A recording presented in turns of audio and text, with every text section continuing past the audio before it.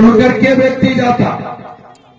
बाबा साहब डॉक्टर अंबेडकर को महाराष्ट्र से चुनाव हरा दिया गया, बेईमानी करके हरा दिया गया। इस संविधान सभा में घुस नहीं पाए। वो जानते थे कि अगर बाबा साहब डॉक्टर अंबेडकर संविधान सभा में घुस जाएंगे तो देश के सामंतवादी और पीढ़ीपतियों का समापन हो जाएगा, समाप्त हो जाएगा। इसलिए इनको संविधान सभा में घुसने नहीं दे रहे थे। मैं अपनी तरफ से और आप लोगों की तरफ से बहुत बहुत बधाई दिया हूं पश्चिम बंगाल के मुसलमान भाइयों को।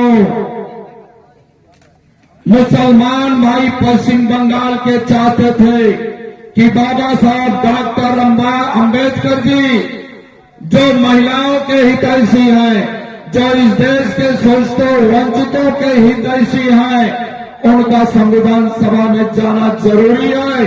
इसलिए पश्चिम बंगाल के मुसलमानों ने बुला करके बाबा साहब को चुनाव लड़ाया और जिता करके भारत के संविधान में भेजा।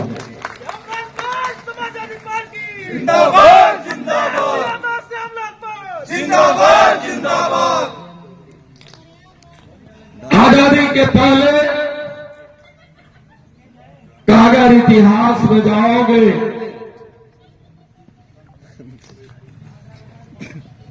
अपने बुजुर्गों से पूछोगे तो पता चलेगा कि इस देश में चुनाव नहीं होता था। राजा की रानी जो बेटा या बेटी पैदा करती थी वही इस देश का राजा बनता था।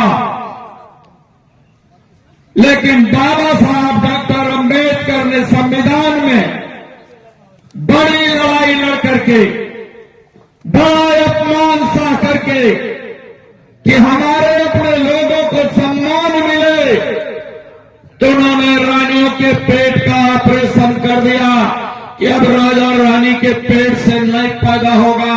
मैं वोट का अधिकार दे रहा हूं, वोट के माध्यम